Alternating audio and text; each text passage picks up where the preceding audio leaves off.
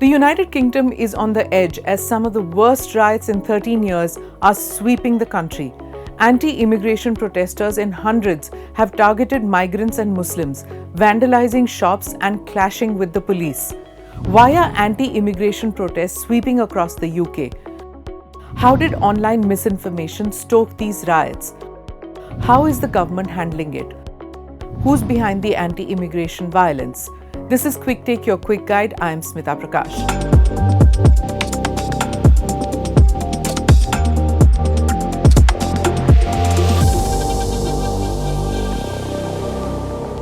What led to the riots?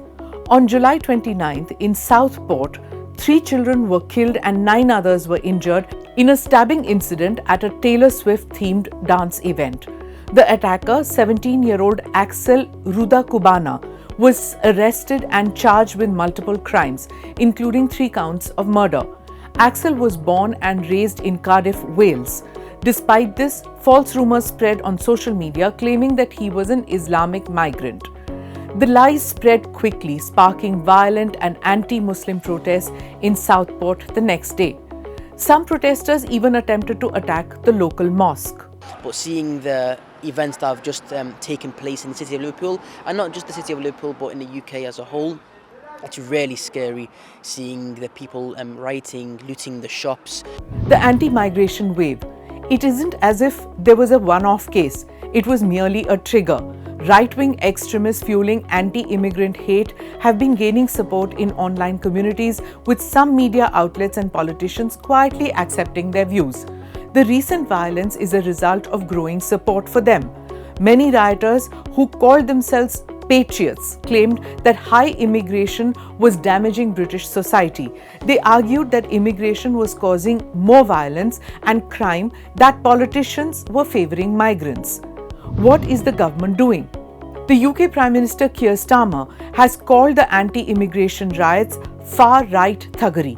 The government is also cracking down on those using social media to spread false information. I utterly condemn the far-right thuggery we've seen this weekend.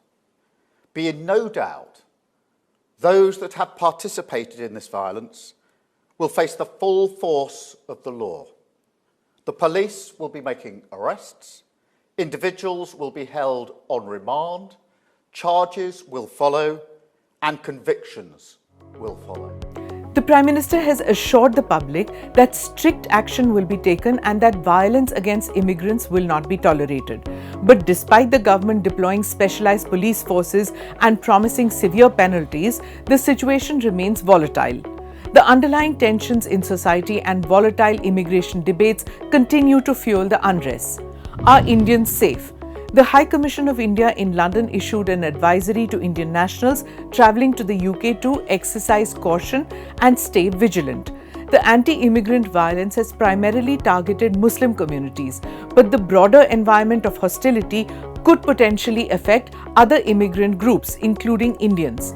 The fraught situation and rising nationalist sentiments mean that no immigrant group is entirely immune to being targeted in the current climate.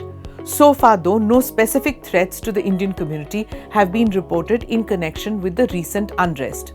Migration was a major factor in the 2016 vote for the UK to leave the European Union, and it was also a key issue in last month's election.